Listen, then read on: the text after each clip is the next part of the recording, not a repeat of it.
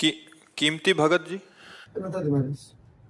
महाराज जी आपके श्रीमुख से हमने कई बार सत्संग और एकांतिक में सुना है कि जो मनुष्य जानबूझकर अपने शरीर को खत्म करता है उसकी आत्मा दर बदर भटकती है और उसकी बहुत दुर्गति होती है।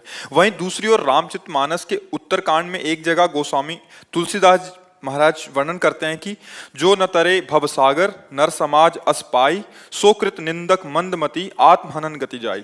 महाराज जी, भगवत प्राप्ति के मार्ग पर चलने वाले लाखों भक्तों में से अगर कोई त्रुटि के कारण मुक्ति तो यहाँ भगवत प्राप्ति नहीं कर पाता, वहाँ के दो एक अर्थ आप क्या समझ रहे हैं? महाराज जी उससे जो समझ आया था कि अगर कोई मनुष्य जीवन लेकर भी अगर भगवत प्राप्ति या भगवान को नहीं पा पाता तो वो दुर्गति को प्राप्त होता है। हाँ, हाँ, तो इसमें तो संशय उसी के बराबर है। तो जैसे अगर एक इंसान खुद आत्महत्या कर रहा है और दूसरा जो अगर भगवान के मार्ग पर चलकर भगवान को नहीं पाता तो उसकी भी नहीं, सेम भगवान के मार्ग में चलकर नहीं शब्द है, भगवान के मार्ग में चलकर शब्द नहीं है, आप चूक कर रहे हो।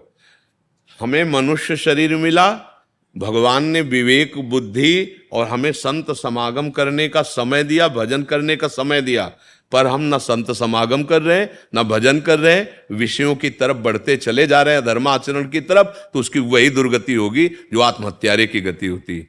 भजन अभी फिर यही है कि बिना भगवत प्रेमी महात्माओं के शास्त्रों के आंतरिक भाव को नहीं समझा। जो न तरय भव सागर अस समाज नर पाए सो अति निंदक मंदमत। वो बड़ा निंदनीय है, मंदमती है कि काहे के लिए मनुष्य शरीर मिला कि वो अपने सारे पापों को नष्ट करके और भजन करके भगवान को प्राप्त कर ले। और उसने क्या किया, अब मनुष्य जन्म प्राप्त करके भोगों की बाहुल्यता में, भोगों के भोगने में वो चूक गया कि अधर्माचरण है कि धर्माचरण, बस बहता चला गया। और ऐसे लोग काले कर्म ईश्वर मिथ्या दोष लगाए। एक बार जिसने राम नाम बोल दिया, कृष्ण नाम बोल दिया, हरि नाम बोल दिया इसलिए कि मेरा भी कल्याण हो जाए, हम कहते हैं उसकी दुर्गति नहीं हो सकती। एक बार जिन नाम ली हित सो होए अति दिन। वहां वो बात उस पुरुष के लिए कही जाती कि इतना सुंदर मानव दे, इतना सुंदर बुद्धि, इतना सुंदर मार्ग में आप चल सकते हो और आप गंदे मार्ग का अनुसरण, पापाचरण कर रहे हो। समझ पा रहे हैं आप? हाँ, ये ऐसा नहीं। हमारा विश्वास इतना जीवन है, इतना जोर है कि एक बार जिसने राधा बोल दिया है, वकालत होती है। वकील का जो दाम होता है ना, उसकी बुद्धि की प्रवीणता का होती है। तो हम लोग भगवान के मार्ग के वकील हैं। मुकदमा वकील से ही जीता जाता है। चाहे जितने तुम्हारे सबूत कमजोर हों, अगर वकील जोरदार का है तो मुकदमा जिता देगा। तो हम जो संत महात्मा होते हैं ना, वो भगवान की बात को पकड़ते हैं, भगवान की बात को। भगवान ने कहा कोटि विप्र बदला गए जाहू आए शरण, तो वकालत में पकड़ लिया। भगवान ने कहा आप चेत सुदुराचारो भजते माम अनन्य भाग, पकड़ लिया, पॉइंट पकड़ लिया। महाराज हम तो बहुत पापी, चिंता मत कर, मेरे पास पॉइंट है, तू आ भगवान के शरण में, कृष्ण कृष्ण बोल, राधा राधा बोल, अब तक जो गलतियां की सुधारने की चेष्टा कर, पक्का तेरा कल्याण हो जाएगा, पक्का तुझे भगवान मिले। ये हम अपने बल से थोड़ी करते हैं।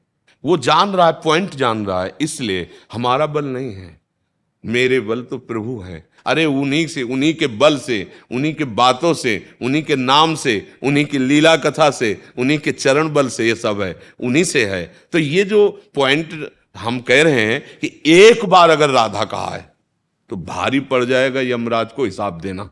एक बार जीवन में भगवान नाम लिया है तो ऐसा महामहिमा में नाम अगर किसी के जिह्वा से उच्चारण हो रहा है तो हम उसको ये नहीं कह सकते कि आत्महत्यारे की गति को प्राप्त होगा। समझ रहे ना? हाँ, हमारे पास ऐसे बहुत से ऐतिहासिक उदाहरण भी हैं और हम लोग सब उसी लाइन में हैं, उसी लाइन में हैं। अगर भगवान कृपा न करते, उन्होंने कृपा करके निकाला, ऐसे आप लोगों को भी तो निकाल रहे हैं। यहां तक कौन ला रहा है? बिना हमारी लाडली कृपा के आप वृंदावन में कदम नहीं रख सकते, धाम नहीं आ सकते, यहाँ सामने बैठ के संभाषण नहीं कर सकते। जब भगवान द्रवित होते हैं, प्रभु प्रसन्न होते हैं, तभी अवसर प्राप्त होता है। तो वो जो वहाँ लिखा हुआ है उसका मतलब ऐसा नहीं है कि भजन।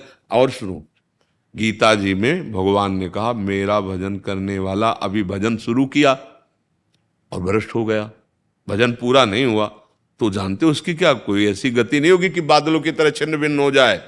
श्रीमान कुल वालों के यहाँ उसको जन्म होगा और जन्म होते ही भक्ति का संयोग होगा और जिस भोग से भ्रष्ट हुआ उस भोग की बाहुल्यता होगी और उस भोग को वैराग्य से त्याग करके वो अब अगला जन्म संभाल लेगा। थोड़ा भी भजन हुआ है तो नष्ट होने वाला नहीं है।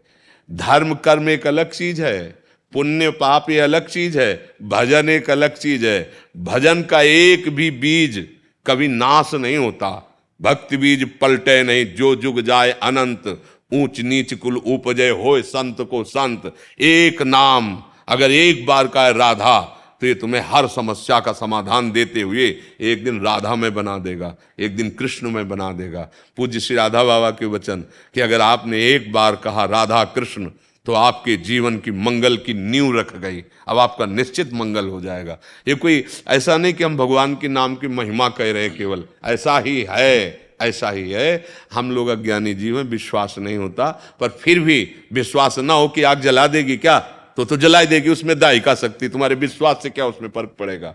नाम तो एक ऐसा है कि भाव को भाव न खालसहु, नाम जपत मंगल दिस। तो वो बात उपासक के लिए नहीं लिखी है कि उपासना करा भ्रष्ट हुआ तो उसकी दुर्गति हुआ, नहीं। एक भी हमें उदाहरण बताओ। एक ये हम प्रमाद के लिए नहीं कह रहे, बहुत सावधानी के लिए कह रहे। जगन्नाथ जी की सेवा में जैसे सब पार्षद रहते हैं, तो एक पार्षद का किसी नवीन नवयुवती वैश्या से गलत संबंध हो गया। अब वहां तो सब भोग प्रसाद आता ही रहता है। तो जब प्रधान सेवकों को पता चला कि यह अपवित्र चेष्टा इनके द्वारा, तो उनको बैठाला और कहा देखो, या तो तुम्हें जगन्नाथ जी की सेवा छोड़नी होगी और या फिर वैश्या संग छोड़ना होगा।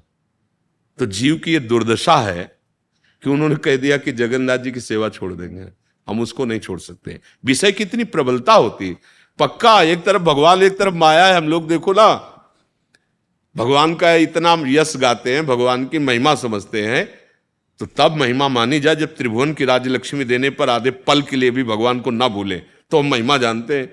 मतलब माया इतनी प्रबल है कि एक क्षण में भगवान को छुड़वा सकती है, इतनी एक क्षण में भगवान को छुड़वा सकती है। एक छोटी सी अपनी वो वृत्ति भेज दे तो भगवान का विस्मरण करा देगी। छोड़ दिया जगन्नाथ जी को। अब जो हिस्से में अर्थ आया था वैश्या के, जब हम असत मार्ग में चलते हैं तो हमारे सुकृत नष्ट होते हैं, पुण्य। जब पुण्य नष्ट होते हैं तो आयु श्री कीर्ति सब नष्ट हो जाती है, कीर्ति भी, श्री भी, आयु भी।